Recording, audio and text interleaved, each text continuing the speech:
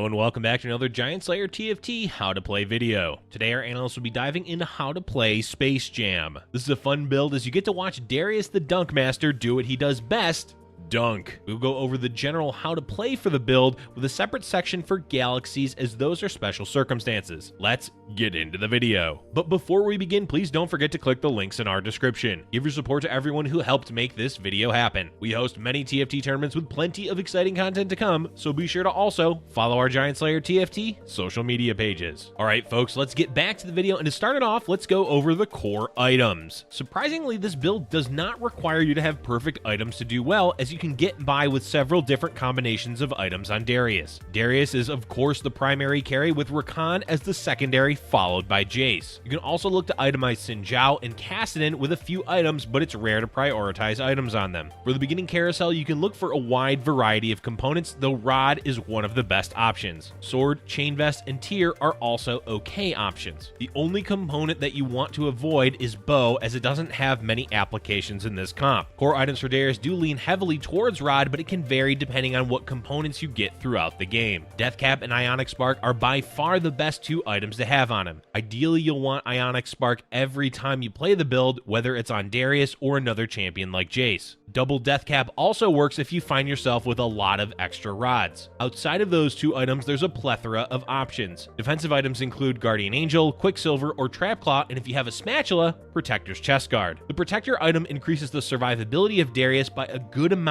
as the resets from his ultimate will continually shield him. Lastly, there's a fun variation on Darius that's a bit inconsistent but can also pay off well, which is pairing Jeweled Gauntlet with Infinity Edge. It is weak into Bramble Vest as the critical damage is negated, and it has a high variance as it won't always proc criticals. But when it does pop off, it can clean up fights quickly. Rakan items are very simple, with the core being Shojin. From there, you can add in Runins to help him gain more mana, or simply just add another Shojin. Morellonomicon is a strong third item. Rapid Fire Cannon does increase his ability's effective range, but it causes some issues with only hitting one champion instead of multiple because of how the range works. That said, it can be a good way to counter backline carries. The rest of the champions can really have any item. Jace does best with defensive or AP items, and Kassadin does well with the tier item, so he casts his ultimate quicker. Xin Zhao generally uses defensive items, but anything can work on him. Keep in mind you won't prioritize items on Kassadin or Xin Zhao, as most of your extra components just goes towards Jace. Time to move on and talk about the core champions for Space Jam. This section will be quite quick, as the core champions of the build are always the same, which are Darius, Jace, Rakan, Xin Zhao, Kassadin, and Ashe. These will be the 6 champions you'll play at level 6, which is where the composition spends the bulk of its time. Ashe can be replaced by any other Celestial, but generally she works throughout the mid game because of her AoE stun. The goal, of course, is to hit Darius 3, Rakan 3, Xin Zhao 3, and Jace 3. The order of importance being Darius, Rakan, Jace, then Xin Zhao. You can look for Kassadin 3 or Ashe 3, but they aren't important, and you don't want to spend too much extra gold or bench space on them. Keep in mind that Jace and Kassadin are quite contested, so 3-starring either may be difficult. Later on at level 7 or 8, there's a few options for what champions and traits to add in. Wukong is common to go with Jace for 2 Vanguard. Mystic at level 8 works well, as you can replace Ashe with Lulu. Soraka tends to be the second Mystic, as her healing increases the composition's survivability, though Sona can be okay because of her cleanses. Generally, this build does not get to level 9 too often, but if it does, you'll easily fit in Mystic units and Wukong, or you can play Thresh to pull in extra champions from your bench. Overall, this composition is quite straightforward for the champions that you need. Now, let's move into different stages of the game, starting with the early game. As mentioned during the item section on the beginning carousel, you will look to grab Rod, Sword, Chain Vest, or Tear. Try to slam an early Ionic Spark if possible, otherwise make the best available items that you can. Your items don't have to dictate whether you're going to play this build or not, so making universally strong items is fine, like Guardian Angel or Bramble Vest. The goal for the early game is try and maintain a decent economy and high health.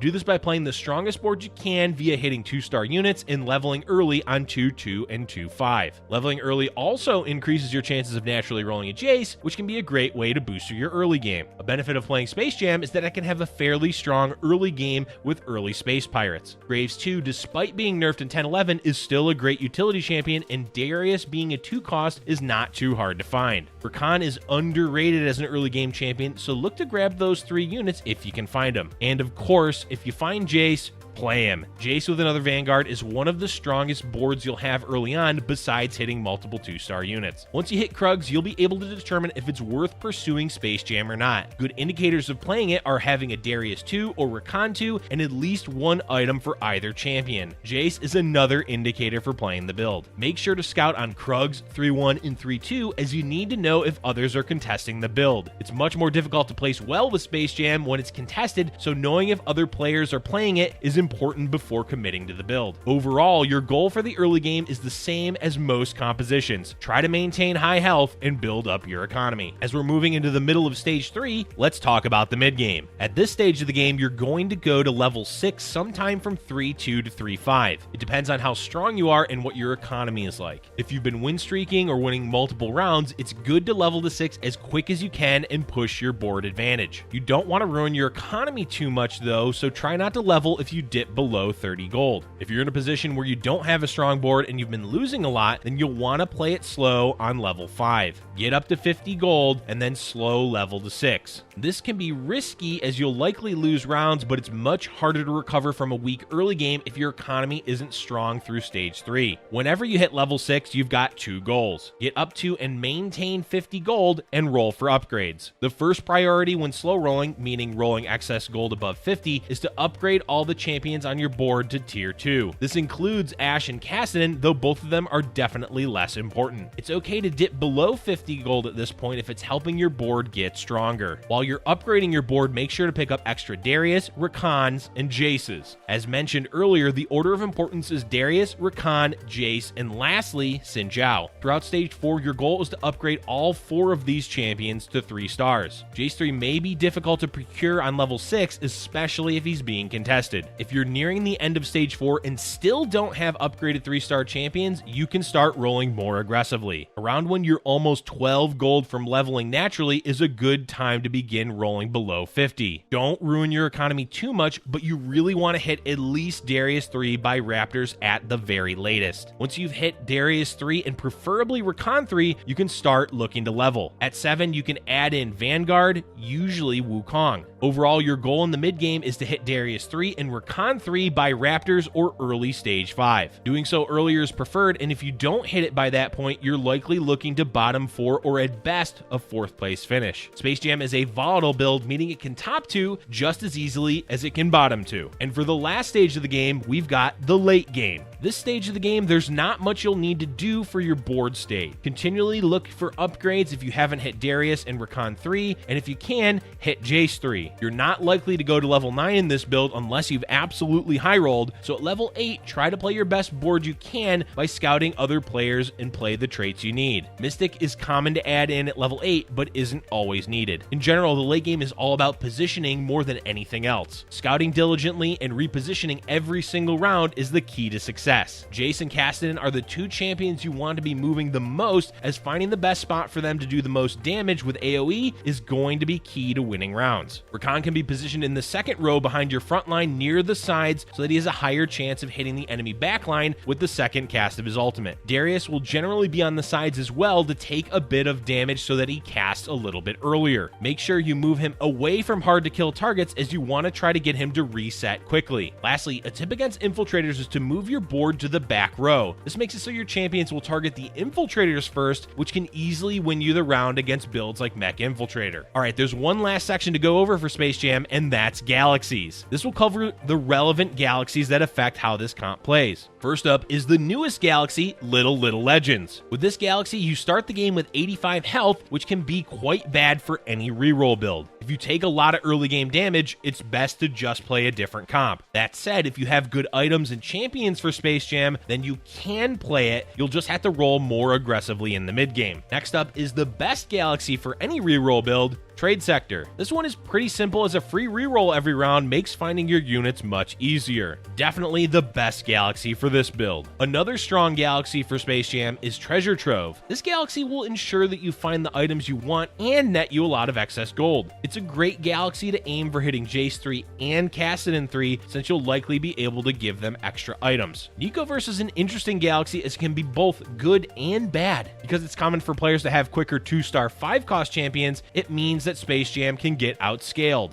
but with the 2 Nikos helps, it means that you can get your Darius 3 much earlier. One other tip is using the 2 Nikos early on to make a super quick Jace 2 to get an early win streak. Galactic Armory is usually not bad for Space Jam, as most items can be used in some capacity for the build. That said, it works best when it drops ability power, mana, or defensive items. Lastly, we've got to go over the Star Cluster Galaxy. Try to grab Graves from the early carousel, as having him 2-starred and finding an early Darius is a great way to earn extra gold with Space Pirate. This galaxy also opens up the possibility of sacking the first 3 rounds to get a first pick on the Stage 2 carousel. Doing this is risky, but oftentimes there is a Darius on that carousel which can accelerate your build if you grab him. That's all for today's video, folks. Space Jam is one of the most fun builds to play, so we hope this helps you get out there and dunk your way up the ladder. Let us know how your climb is going with Space Jam in the comments section below. Thank you for watching, and if you're enjoying our content, be sure to hit the like button and subscribe for future Giant Slayer TFT videos.